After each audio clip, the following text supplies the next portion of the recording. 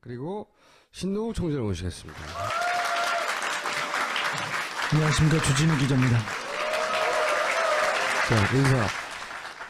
마음의 빚을 갚는다는 게 정말 어려운 것 같습니다.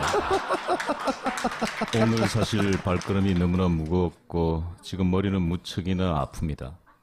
마치 머리가 깨어질 듯한 느낌 아시죠? 시인이야 뭐야. 인사하세요. 인사하세요. 참이 거짓이 될 수가 없고 거짓이 참이 될 수 없습니다. 이것으로 인사 대신하겠습니다. 굉장히 이상한 조합인데 저까지 껴봐요. 진짜 기괴한 조합이에요, 이거는. 우리 엄청 친해요. 한 굉장히 10년 됐죠. 제가 사실은 김우준 총수하고 주진우 기자가 위기에 처했을 때 굉장히 많이 갈등을 했습니다. 왜냐하면은 정인이라도 저를 신청하면은 난 어떻게 할까? 숨을까 아니면은 용기를 낼까? 그런데 고맙게도 정인 신청을 하지 않았어요. 무슨 말씀을 하실지 모르거든요. 그렇지만은 그 당시에 여러분들도 아마 그 청원 서명 운동 하셨죠. 저도 청원 서명 운동 했습니다. 그러고 나서 그날 밤 12시 넘어서 두 분이 그 무죄를 받으셨어요. 그때 제가 우리 주진우 기자께 문자 메시지를 보냈습니다. 축하, 감사, 수고. 왜냐하면 디테일하게 쓰면은 누군가가 감청한다고 생각했어요. 자, 이 사건을 이제 설명드려볼게요. 박근혜 대통령의 오촌 살인 사건이라고 불리는 사건이 2011년, 대선 1년 전이에요. 2011년 9월 5일 날 벌어집니다.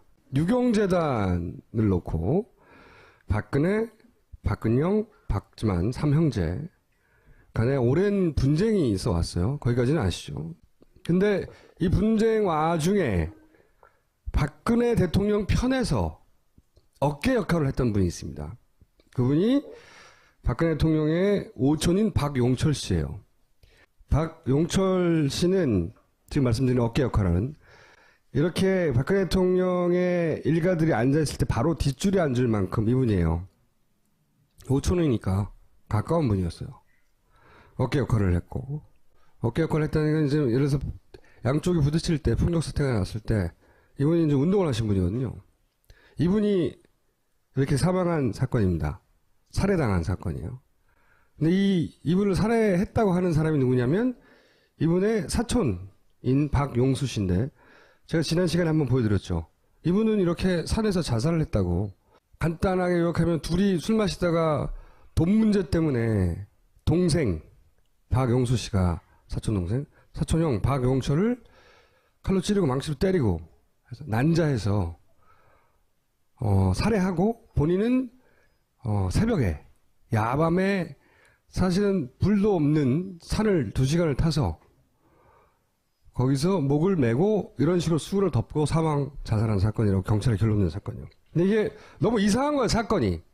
2011년 9월 6일 5시에 사체가 발견된 사건입니다. 근데 6일 날 오후에 경찰이 이렇게 발표합니다.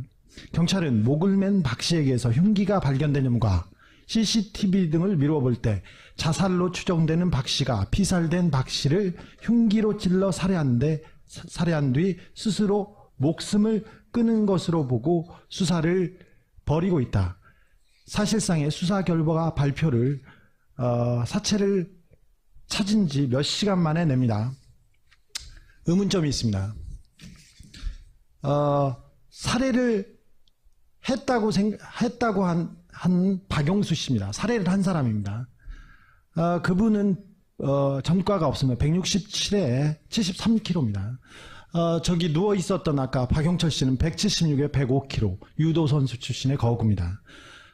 근데 그분을 혼자서 제압하고 차 밖으로 이렇게 옮겼는데 그 거구를 끈 흔적도 없고 옮긴 흔적도 없습니다. 피가 났으면 끌고 나왔을 거 아니에요. 네, 그냥 그런 흔적이 없어요. 가뿐히 들어서 거기다 놨습니다. 자살한 박용수 씨의 위에서 녹지 않은 알약 하나가 발견됐는데요. 정장제, 이른바 설사약입니다. 자살하게 자살하기 30분 전으로 추정되는데, 의학적으로. 그러니까 자살하기 30분 전에 설사약을 복용했습니다. 자살을 하러 가는 거리가 2시간 정도 거리는 거리이고 암벽 등반이 필요한 거리입니다. 야밤에. 그리고 유서가 발견됐습니다. 유서에 저도 살인사건 취재를 많이 해봤지만 가장 이상한 유서입니다. 화장해서 바다에 뿌려주세요. 절대 땅에 묻지 마세요. 유서대로 절대 땅에 묻지 않고 바로 화장했습니다. 이 필적에 대해서 국과수에 검증을 했는데 이게 박용수 씨가 직접 썼는지 안 썼는지 판별할 수 없었습니다. 혈흔이 나온 칼에서, 그리고 망치에서, 망치는 없었고요. 칼, 망치, 모든 그런 도구에서 박용수 씨의 지문은 하나도 발견되지 않았습니다. DNA도 마찬가지입니다. 그러니까 이게 이상한 거예요. 보통 자기가 자살을 할 거면 사형하고 나서 지문을 지울 리가 없잖아요. 곧 자살할 사람인데. 자, 그리고 아까 목을 맨 박용수 씨가 수건을 위에다 걸치고 있었지 않습니까? 이거 이상하지 않습니까? 이거 이상하다. 그렇게 물어봤더니 재판에 나온 경찰은 이렇게 얘기합니다.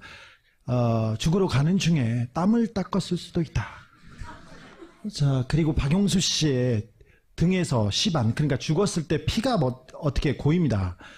시반이라고 해서, 그러니까 목을 맨 사람한테는 피가 아래쪽으로 쏠리게 돼 있었습니다. 근데 박용수 씨는 시반이 등에 형성됐습니다. 그러니까 즉 목을 맨 박용수 씨가 상당 기간 죽은 뒤 누워 있다가 목을 맸다는 이런 의학적인 가설도 가능합니다. 칼질, 망치질이 전문가가 하는 것이다. 네, V자, X자 난자를 했습니다. 박용수 씨는 전과도 없고요. 사람을 하나 때릴 수도 없는 아주 호리호리한 몸이었습니다. 그리고 친척들은 둘 사이에 굉장히 절친하다고 했었어요. 박용수 씨와 박용철 씨가 술을 먹었다고 하는 1차 술자리 장소 스텝바는 없는 술집이었습니다. 존재하지 않았습니다. 우리가 몇 년치를 찾았는데 없어요. 스텝바라는 데는. 대리기사의 신고를 받고 출동한 경찰에 의해서 발견됐다. 이렇게 발표를 했는데 경찰에는 대리기사의 신고를 받고 출동한 흔적이 없었습니다. 대리기사의 신고는 없었습니다. 그리고 언론에 경찰이 CCTV를 분석해서 지금 수사에 나섰다고 했는데 경찰에는 CCTV 기록이 하나도 없었습니다. 그리고 경찰 발표로는 둘 사이에 돈 문제가 발생해서 다투다가 죽였다고 그렇게 발표됐거든요. 두 사람과에는 금전거래가 한 푼도 없었습니다. 박영수 하나만 보내지 박영수도 같이 보냈냐? 뭐 궁금해할 수 있잖아요. 충분히. 그러니까 이게 논리적 점프가 아니냐? 그렇지 않죠. 전혀. 네. 왜냐하면 우리도 몰랐어요. 이 둘이 한 묶음으로 움직입니다. 나중에 알게 된 사실입니다. 친한 사람들이었어요. 제일 친한. 집안 사람들 중에 가장 친한 사람이고 흉금을 틀어놓고 또 서운한 게 아니라 이 사람의 문제가 있으면 서로 해결해주는 그런 사이 있지 않습니까? 집안에서. 그러니까 한쪽은 몸을 쓰고 한쪽은 머리를 쓰는 사람이었던 네. 거예요. 그래서 둘이 죽이 잘 맞는 친척들도 그래요. 너무 친했기 때문에 둘 죽일 일이 없다고. 가족들도 다 그 얘기합니다. 네. 근데 어쨌든 경찰은 둘이 사이가 나빠서 돈 때문에 죽였다고 발표됐고 누구도 그거를 가족들도 나서서 반론하지 않아요. 네. 부인, 동생 다 모여서 얘기하는 말이 두 분은 사이가 좋으셨어요. 얘기하고. 그런데 그 자리에 같이 있었던 황모 씨라는 사람을 알게 됐어요. 황모 씨는 살해된 박용철 씨의 오른팔이었고요. 아버지는 조직폭력배 출신이었고요. 네. 그분은 짱구파의 보스였습니다. 웃기지만 하여튼 짱구파의 보스였어요. 그 어깨죠, 그분도. 그래서 우리가 이 사람을 만나서 우리가 증인을 채택해야지 하고 열심히 찾았더니 통수증이 있었단 말이야. 증인 신청을 우리가 했어요, 법원에다가. 우리 어딘지 모르겠으니까 이 사람 찾아달라고 결국 했더니 이분은 나중에 보니까 사망했어요. 사망. 이분이 우리는 죽은 줄 몰랐어요. 그때는 몰랐는데 나중에 재판 과정에서 증인으로 신청하고 나서 알았어요. 이 사람 죽었구나. 이 사건 관련해서 주요한 증인이 될 만한 사람들은 대부분 죽었어요. 이 살인사건의 발단이 된 사건이 있어요. 발단이 된 사건이 바로 신동욱 씨입니다. 발당이사의 사건. 여기서부터 등장하시는데. 유경재단이라고 아시죠? 유경재단은 박근영 씨가 이사장으로 있었습니다. 그 전에는 박근혜 씨가 있었는데 그 이후에 박근영 씨하고 박지만 씨하고 유경재단에서 살고 있었죠. 옹기종기. 그러다 박지만 씨가 갑자기 박근혜 씨한테 넘어갑니다. 그리고는 유경재단을 뺏기 위해서 격렬한 싸움이 시작돼요. 조폭을 동원한 격렬한 싸움이 시작되죠. 시작됐습니다. 2007년도에 격렬하게 싸우던 와중에 그 폭풍 같은 때에 잠깐만 거기서부터 본인이 직접 얘기를 들어보자고. 그 죽은 조카로부터 2007년 6월경에 전화를 한 통 받습니다. 그 전화 내용은 박근혜 캠프에서 중국의 재경부 장관을 만나러 가는데 이제 우리는 가족이 됐으니까 우리 일을 도와야 되지 않느냐라고 했습니다. 그래서 당연히 가겠다고 얘기를 했죠. 하지만 장소가 어디냐고 물었습니다. 그런데 청도라고 얘기했습니다. 중국 가서 무슨 일을 겪으셨어요? 청도로 갔는데 비행기는 위하이로 가고 있었습니다. 그리고 내린 데가 위하이 공항에 내렸습니다. 그리고 위하이 공항에서 3시간 반을 달리는 동안에 중간 지점에 가니까 오늘 저녁은 맛있는 걸로 드셔야죠. 드시고 싶은 거 있으면 말씀하세요. 뭐든지 다 준비하겠습니다. 그래서 나 회를 먹고 싶소. 그 간 곳이 청도시 위청구에 있는 부산 횟집입니다. 그런데 그 중국의 대리석 사장이라는 사람이 등장을 했는데 아주 낡은 자강을 타고 나왔는데 머리는 깍두기. 전형적인 그 살기가 어려지는 그 조폭. 그 사마페라고 중국에 조폭이 있었는데 그 중국 현지 조폭들이 웨이하이에서 청도까지 에스코트를 했고요. 저녁과 술자리에 그 사람들이 동행했었습니다. 술을 마시는데 갑자기 전화를 한국에 했습니다. 조카가. 그러면서 얘기가 회장님 박 부장입니다. 아니 저 사람이 박 사장 아닌가? 내 조카가? 박 부장이라고 얘기를 했어요. 청도에 막 도착했습니다. 그리고는 전화를 그 사마페 두목 네. 그분에게 전화를 준 거예요. 그렇다면 그 회장은 중국말을 할 수 아는 사람입니다. 난 무슨 말인지 들을 길이 없지요. 근데 아마 그게 빨리 이렇게 작업을 하라고 뭐 이런 것 같아 내 감으로는. 두 번째 술집을 갑니다. 술집을.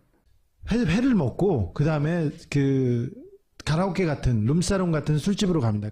근데 우리가 오픈된 공간이었고 룸은 안에였습니다. 그런데 술을 가져온 이 사람은 맥주를 박스로 가지고 오는 거예요.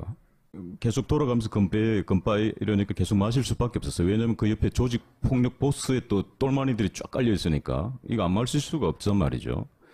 그런데 제가 유심히 관찰을 하고 있는 놀라운 사실 하나가 갑자기 테이블을 보니까 옆에 있던 아가씨들부터 시작해가지고 500ml 페트병 있죠. 우리 저기 생수병.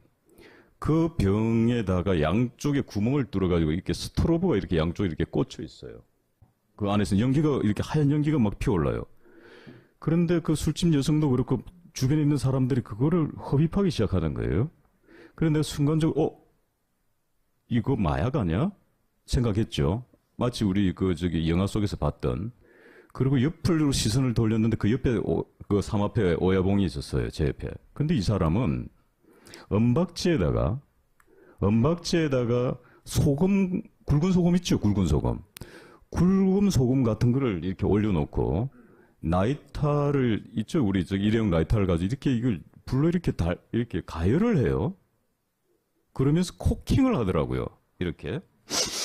함정이다. 이건 마약이야. 여기서 내가 정신을 차리지 않으면 난 여기서 또 당하겠어. 그러니까 정신을 바짝 차렸죠. 그런데 정신을 잃어버렸어요. 거기까지 그리고 정신을 잃어버렸어요. 그리고 호텔에 들어가는데 거기 술집에서 동석에 있던 아가씨들이 차량에 타고 있었습니다. 그리고 각자 방으로 들어갔죠. 자, 그러면 함정이라고 난 판단했잖아요. 그래서 그 아가씨 보고 저는 난 잠을 자야 되겠다. 그러고 있는 찰나에 갑자기 노크 소리가 똑똑 들려요. 중국 공안들이었습니다. 마약 단속하러 온 거예요. 일단 첫 번째는 마약하고 여자 성매매였어요. 매춘하고. 근데 그 아가씨도 데리고 나가버린 거예요. 그 나간 걸 내가 보고 갑자기 걱정되잖아요. 이제 내 일행들이. 그래서 조카 방에 문을 노크를 하고 들어간 겁니다. 호텔에 분명히 방에 들어간 걸 난 확인했고, 그러면은 당연히 이불이 틀어져 있거나 수건이 틀어져 있거나 뭐 이렇게 돼야 되는데, 이곳에서는 사람이 들어온 흔적이 없었던 겁니다. 그리고 날이 밝았습니다. 제 스스로 걸어서 어딜 갔겠어요? 제 스스로 걸어서 파출소를 찾아갑니다. 파출소에서 가니까 그 아가씨가 있는 거예요. 내 방에 들어왔던. 조사를 했겠죠. 그러니까 아무 일 없었잖아요. 그리고 나서 이 사람들이 마약을 했는데 뭘 가져왔냐면은 검정색 비닐봉지에다가 술집에서 있던 스트로브에 꽂은 이 페트병이 있죠. 이거를 들고 와가지고 보여주는 거예요. 그러니까 나는 하지 않았다고 얘기한 거죠. 그러니까 나는 무혐의로 풀려났어요.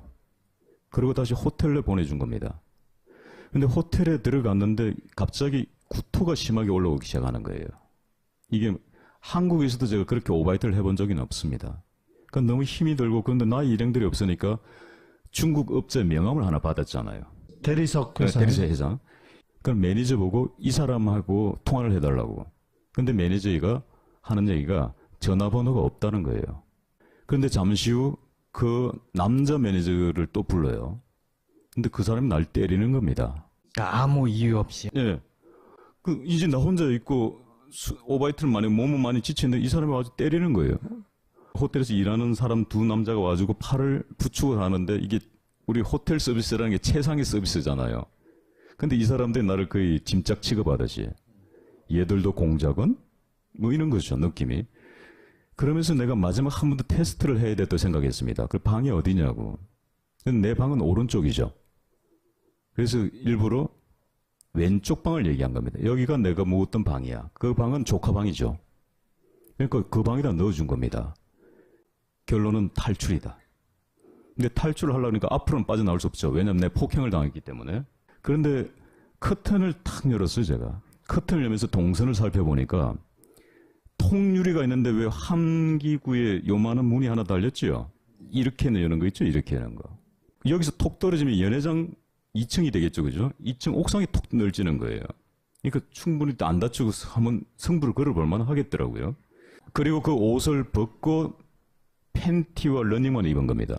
그리고 지갑과 패스포드는 뺏겼으니까 지갑만 챙긴 거예요. 그리고 널찍어서 그다음 뛰어서 가는데 옥상에서 내려가는데 문이 잠겨 있는 거예요. 철대문이. 그래서 거기에서 뛰어내렸어요. 그래서 다리가 부러진 겁니다. 박용철 씨와 같이 갔던 김아무개 씨를 직접 만나서 취재했어요. 근데 그때 마약 파티 같은 것도 있었고요. 신동욱 총재에 대한 살해 위협이나 그런 상해 사건이 있었습니다. 실제 병원에도 갔었습니다. 제가 위해하고 청도에 있는 중국 깡패한테도 확인한 내용입니다. 영사가 이제 들어와요. 하여튼 과정이 굉장히 복잡한데, 그 영사가 이렇게 얘기를 하는 거예요. 이봐, 신동욱 씨 어디 있어? 아, 말이야, 당신 한국 사람 망신 다 시키고 말이야. 당신 마약 먹었지? 이렇게 얘기를 해요. 연기가 되는 분. 그러니 난 당신을 믿을 수가 없어. 넌 가짜야. 너들 그들과 한 패지라고 합니다. 아니, 전 영사입니다. 그러면 신분증을 보여다오. 신분증 없습니다. 명함 있습니다. 그 명함을 줍니다. 중국에서 가짜가 판치는 나라에서 이 명함을 믿으라고. 난 믿을 수가 없어. 다른 것도 없어? 이러니까 패스포드가 있다는 거예요. 여권. 내 여권하고 당신 여권을 비교하자. 한국 사람이니까. 두 개 맞춰가지고 같으면 인정해주마. 그런데 김 영사의 여권은 왜 우리 복사하면은 왜 이렇게 까만 거 있는 게 묻죠? 복사한 느낌. 그렇게 되는 겁니다. 유경재단의 분쟁 중에 박근영 씨 편에서 싸우는 박근영 씨의 남편을 제거하면 이 분쟁을 간단히 이길 수 있는 거잖아요. 박근영 씨 혼자 뭘 할 수가 없으니까. 그래서 제거하려고 했는데 그 방식이 처음에는 아마 마약을 통해서 중국에서 붙잡히고 거기서 10년을 살든 20년을 살든 그렇게 만들려고 했던 것 같아요. 근데 이게 실패했고 눈치를 채서. 그리고 이제 그 다음에 호텔에 있는 한패였겠죠 아마? 두드려 펴서 방에 가둔 것이고, 근데 도망 나온 거죠. 옷을 벗고 도망 나와서 잠깐 얘기도 했지만 가짜 영사든 진짜 영사든 어쨌든 우여곡절 끝에 한국에 돌아옵니다.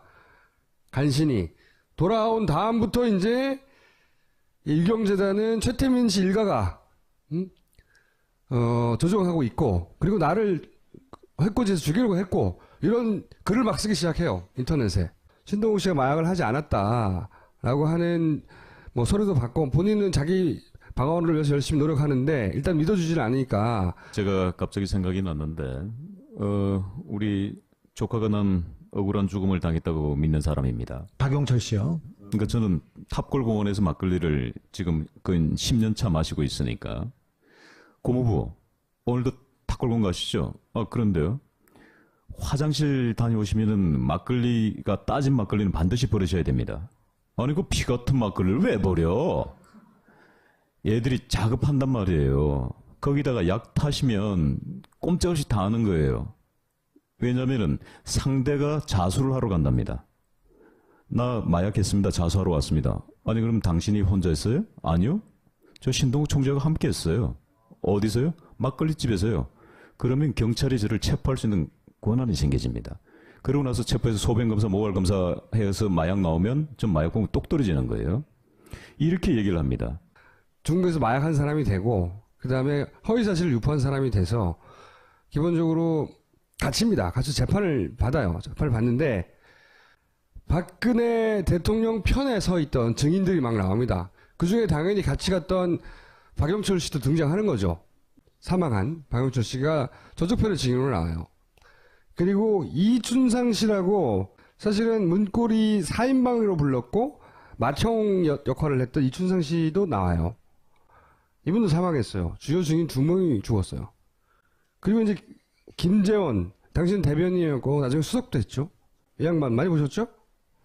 정무수석까지 했던 이 양반은 어떤 식으로 증언을 하냐면, 박근혜는 2004년 이후 최태민 목사의 친척들과 완전히 단절하여 전혀 연락을 취하고 있지 않을 뿐만 아니라 등등등, 친인척들이 유경재단을 차지하려고 폭력사건을 사주한 사실도 없었지요라고 물으니까 없다. 자기가 잘 알고 있는 내용인데 모두 사실이 아니다. 최태민 일가와 연락을 취하지도 않았고 유경재단 관련 폭력을 사주한 사실도 없다. 이렇게 증언을 합니다. 그 양반은. 다른 사람들도 이제 마찬가지 맥락의 증언들을 해요. 신동욱 총재가 그때 막 하죠. 아무도 안 믿어줬지만.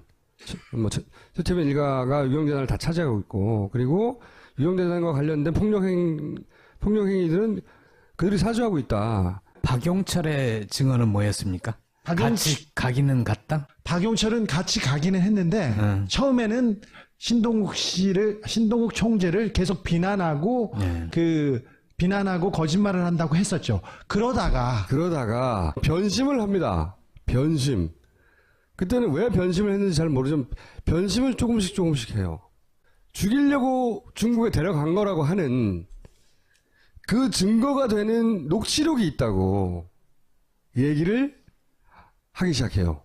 박용철은 박근혜 박지만 쪽의 행동대장이었습니다. 대장이었어요. 그래서 폭력배들을 동원해서 박근영 씨를 다 몰아냈습니다. 몰아냈기 때문에 큰 공을 세웠지 않습니까? 그래서 자기가 중요한 자리에 앉을 거라고 생각해서 실제로 폭력 사태 이후에 어린이 공원의 관장을 자기가 했어요. 그러다가 조폭 출신이 어린이 관장을. 네. 잘 어울리지 않습니까? 어린이회관 관장. 어린이회관. 그러다가 밀려났습니다. 그리고 핵심부에서 점점 밀려나기 시작합니다. 그때 미묘하게 입장이 변화합니다. 원래 이제 폭력 사태 때는 자기가 앞장을 서서 어깨 노릇을 했는데 사태가 진정되고 나니까 자기 역할이 줄어드는 거죠. 그러면서 다른 사람이 그 자리를 차지한 거예요. 그러니까 이 양반이 섭섭했나 봐. 그렇겠죠, 아무래도. 그러면서 이제 자기가 쥐고 있다고 하는, 실제로 있는지 없는지 아직도 확인되지 않은 박지만 회장이 신동욱 총재를 죽이라고 했다. 그 명령을 내가 이 기록으로 통화 녹취로 가지고 있고, 그 녹취는 캐나다에 있는, 가족이 캐나다에 있었거든요. 캐나다에 두고 있다. 이런 이야기를 하기 시작하는 와중이었어요.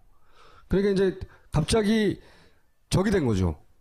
이 재판이 진행되는 과정에. 녹취록을 가지고 고소를 합니다. 누구를 고소했습니까?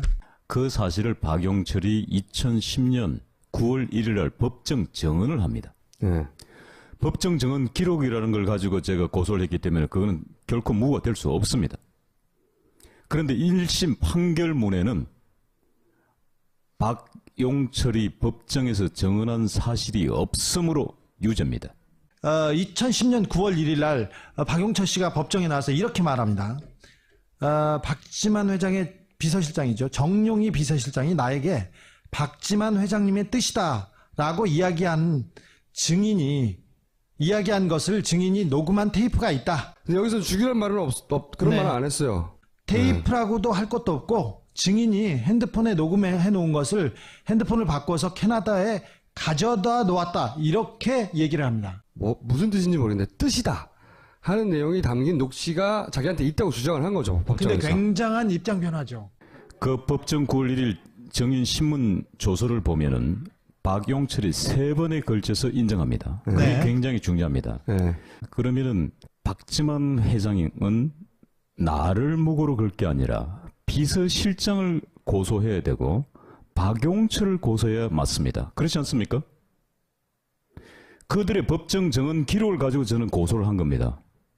무슨 얘기냐면 여기서는 이 기록을 봐라. 나를 죽이라고 한 거 아니냐. 근데 죽이라고 자기가 한 적이 없는데 만약에 박용철 씨나 다른 사람이 그런 주장을 하면 박지만 씨는 박용철 씨를 고소해야 되는 거야. 자기는 그런 명령을 한 적이 없다고 이 얘기를 하신 거고. 자, 이 재판은 엄청난 양의 분량의 증언들이 오갔기 때문에 요약하면 어쨌든 중요한 것은 입장이 변한 거예요. 박용철 씨의 입장이 변했고, 박용철 씨는 나중에 취재를 통해서 우리가 알게 된 몇 가지 사실이 있긴 하지만, 여하간 아마도 그 변화된 입장을 가지고 저쪽에서 무슨 대가를 받으려고 했겠죠. 그런 압박을 하려고 했겠죠.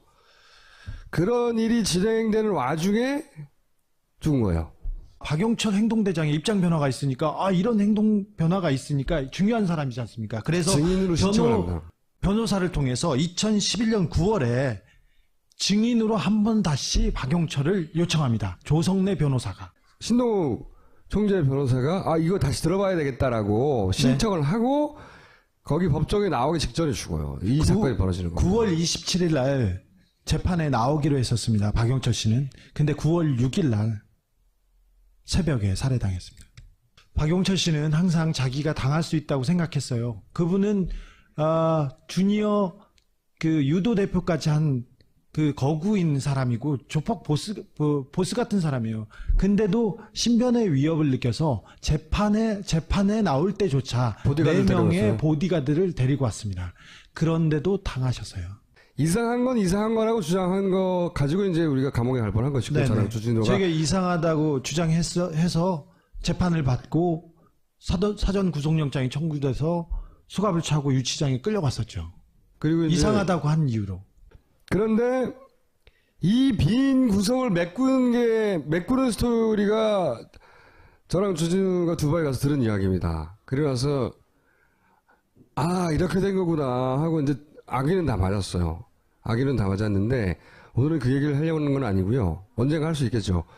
오늘은 어떤 얘기를 하려고 그러냐면 여기 보시면 최태민 목사가 유경재단을 차지하고 돈을 뺏고 관리하고 그러니까 최태민 일가는 박근혜 대통령의 돈을 관리했다. 이거는 너무나 많이 반복돼서 이제 보도됐잖아요.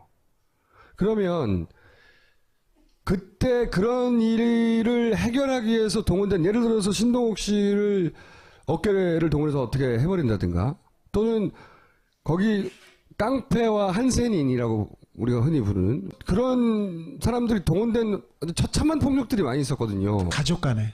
네. 그런데 이 폭력은 누가 그러면 관리하고 동원하고 사주하고 한 건가? 예를 들어서 이제 아까 얘기한 이 김재원 정무수석은 이렇게 최태민 일가하고 아무 상관없다고 했고 신동욱 총재 재판에 저분은 매일 방청석에 와 있었어요. 집사처럼. 이렇게 얘기를 해요. 나중에는 이게 지금 최근의 기사예요. 최근의 기사에 다시 등장하기 시작한 거죠. 오촌 사건 때 이 사람 위증한 거 아니냐고. 왜냐면 앞에 주의한 두 사람은 죽었어요. 이 사람 여권에서 김 전 수석이 박 대통령 주위 인적 관계를 잘 알고 있기 때문에 가장 잘 아는 사람이지 모르는 사람이 아니라고 이제 말하는데도 본인은 몰랐다고 계속 합니다. 몰랐다고 하는데, 자, 이제 폭력에 대해서 얘기를 해볼게요.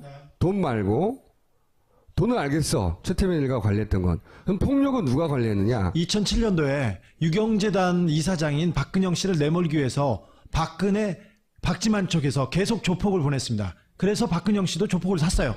그래서 조폭끼리 계속 싸우다가 이 싸움이 정리됩니다. 계속 조폭 대 조폭으로 싸우다가 이 싸움을 정리한 게 결국은 이 박근영 당시 이사장을 그때 동원된 한센인이 목사를 자꾸 끌어냅니다. 저때 저 자리에 있었던 조직폭력배를 제가 만났는데 자기가 수많은 전투에 참여했는데 아무것도 할 수가 없었다요. 그냥 끌려 나왔습니다. 다. 제가 최초로 박근혜 그 당시 대표, 지금의 대통령의 미니 홈피 올린 최초의 사진이 이 사진입니다. 이 사진을 올렸을 때 과연 그분은 어떤 반응일까? 그런데 그게 삭제되기 시작하는 거예요. 그러니까 누군가가 막는다고 판단했습니다. 인터넷에서 계속 삭제됐습니까? 예. 저 사진 때문에 제가 고소를 당한 겁니다. 박근혜 대통령이 직접 고소했습니다. 박근혜 대통령이 병 환자의 폭력 사건에 대해서 직접 고소를 했습니다. 제보를.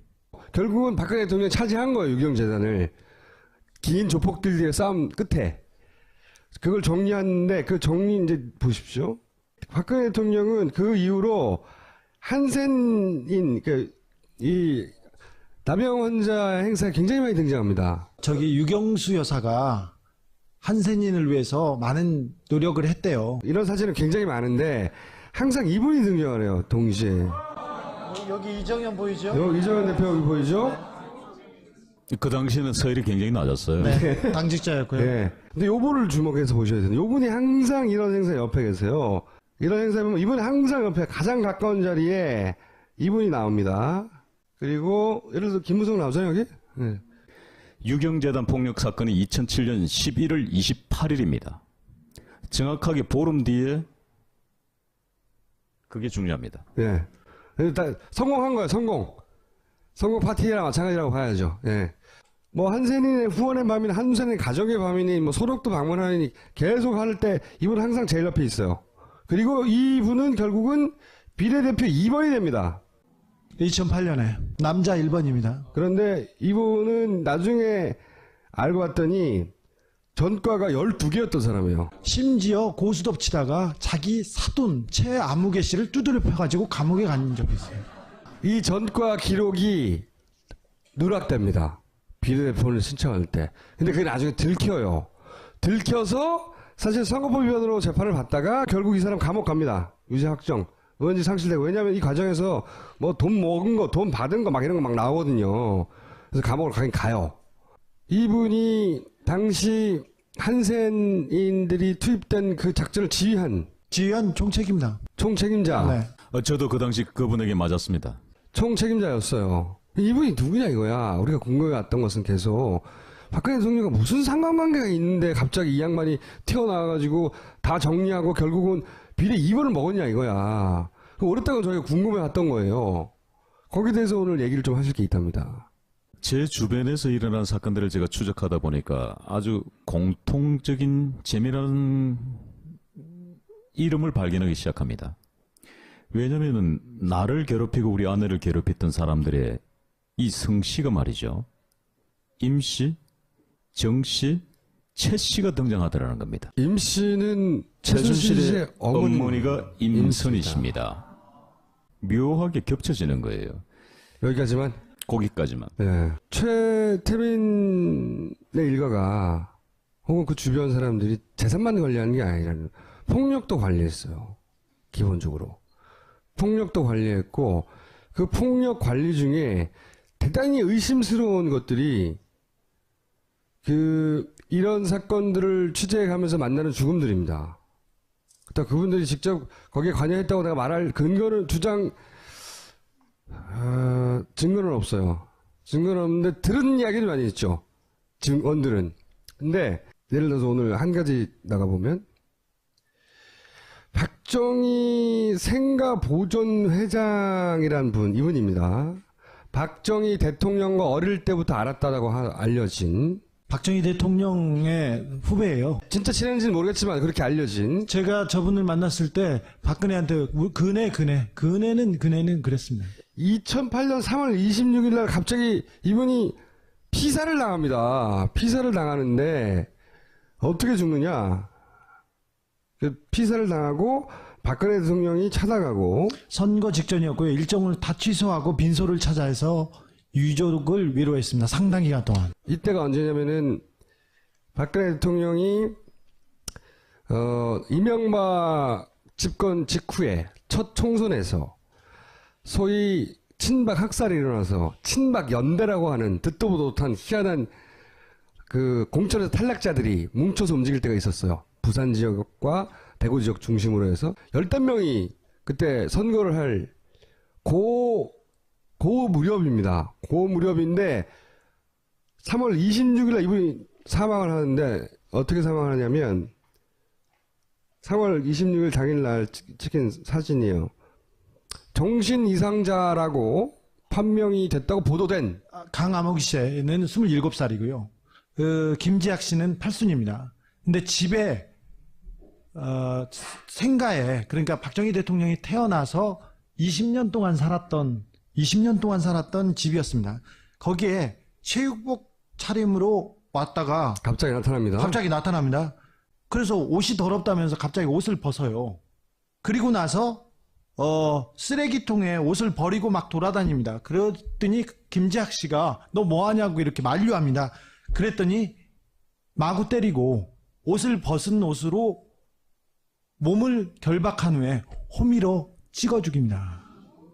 그리고 바로 잡힙니다. 골 때리는 사건이거든요. 무슨 이런 엽기적인 사건이 다 있냐 하고 크게 화제가 되는데, 이날이 언제냐, 죽은 날이 당시 총선 공식 선거일 하루 전날이야. 하루 전날. 총선 하루 전은 아니죠. 공식 선거. 아니, 총선 선거운동. 선거운동 시작한 하루 전이에요. 그래서 선거운동 시작을 이걸로 합니다. 첫날. 선거운동을 못하고 모든 일정을 취소하고 유족한테 와서 빈소를 지킵니다. 박근혜 대통령이. 그 다음에 이제 요 대구 TK 지역에 어떤 보도들이 쏟아지냐면, 피살 사건 박풍 최대 변수가 된다. 이 총선을 앞두고 이 같은 일이 발생한 것은 정치권에서 벌어지고 있는 박근혜 죽이기. 당시 이제 이명박이 박근혜를 죽인다. 그래서 친박들을 다 잘라내고 친박 학살을 하고 있다. 그래서 나와서 우리는 친박 연대를 한다. 그럴 때인데 뭐랑 연결하고 있냐면, 정치권에서 박근혜 죽이기와 무관치 않을 것이라는 황당한 주장이죠. 박풍이란 단어로 포장이 돼요, 이게. 친박 연대의 사람들 이런 주장을 하는 거예요. 이게 박근혜 죽이기하고 무관치 않을 것이다. 무슨 얘기입니까, 이게?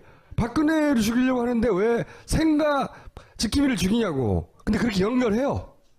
연결을 실제로 하고, 박풍을 차단하기 위한 정치적 동기 가능성도 배제할 수 없다. 그 사람을 죽인 이유가 박풍을 차단하기 위한 거래. 그런데 실제로 언론 보도는 그것 때문에 박풍이 일어나고 있대. 우리 박근혜가 당했다는 거예요. 이 동네 정서는 그 이명박의 한나라당 측이죠. 여기서는 선거를 앞두고 이상한 사건이 벌어서 난감하다. 그러면서 한나라당 측의 의원들이 거기 가서 막 절을 해요. 분위기가 안 좋으니까. 응? 동네 사람들이 니네들이 박근혜 괴롭힌 거 아니야. 그래서 이 사람도 죽인 거 아니야. 논리적으로 연결이 안 되는데 그렇게 이용돼요. 희한하게. 선거에서. 그러면서 박풍 확산의 촉매제가 되고 있다. 막 이런 기사가 막 쏟아집니다. 그 지역지에서. 그리고 이게 선거를 끝난 다음에 평가예요. 박정희 전 대통령 생가 보존회장의 피살 사건으로 불어닥친 박풍의 혜택을 톡톡히 봤다. 왜? 100% 다 당선됐거든요. 여기서. 이 동네에서. 그래서 이 동네에서는 이 사건이 대단히 상징적이고, 그리고 박근혜 대통령의 친박 연대 후보들을 다 살린 사건으로 인정받습니다. 박근혜 대통령이 그때 철저히 수사해야 된다. 진상을 규명하라고 막 외쳤는데, 그 살해한 강 씨는 정신 이상자일 거라고 다 얘기했는데 정신과 진료를 받은 적이 없었고요. 2년제 전문대를 나와서 성실하게 에어컨 수리기사로 일하고 있었어요. 여기는 소개할 수 없는 많은 이상한 죽음들이 있습니다. 예를 들어서 신동욱 씨가 이 일을 9년간 겪어오면서 주변에서 그렇게 그 예를 들면 더 쉬울 것 같은데 주변에서 죽거나 다치거나 증언을 할 수 없게 된 분들이 몇 명이나 있습니까? 제가 공화당을 함께 창당했던 분이 계십니다. 물론 그분의 도움이 없었다면 어려웠고요. 그분은 저희 공화당의 의장님이셨습니다. 아내가 일본에서 니꼬니꼬 그 발언 때문에 상당히 문제가 됐던 시기였습니다. 한국에 도착해서 제가 통화를 했는데 그날이 마지막 통화였습니다. 그날 밤 11시 50분경에 포천의 대구로 돌아가시면서 어문의 교통사고를 당합니다. 연관이 없을 수도 있잖아요. 우연한 사고일 수도 있잖아요. 좀 보다 직접적인. 예를 들어서 처음 신동욱 형제를 도왔던 변호사님 어디 갔습니까? 사실은 이 사건에 굉장히 또 중요한 게 첫 번째 우리 변론을 맡던 변호사님인데 그 변호사께서 제가 그 영장 실질 심사를 받지요. 그때 받을 때 본인의 변호사직을 걸고 본인의 진실을 얘기하겠다고 얘기를 합니다. 그런데 그 얘기가 뭐냐면 박근혜 2007년 6월경에 박근혜 캠프에서 안봉근, 이재만, 이춘상, 정호성 이렇게 나에 대해서 어떻게 처리를 할 건가에 대한 많은 이야기들이 오고 갔다는 것에 대한 증언입니다. 그보다 조금 더 강한 어조의 사실은 발언을 했습니다. 그리고 제 변론을 맡으면서 끊임없이 살해 협박까지는 아니지만 협박에 시달렸어요. 근데 대체 어떤 협박입니까, 변호사님? 예를 들자면 이런 거예요.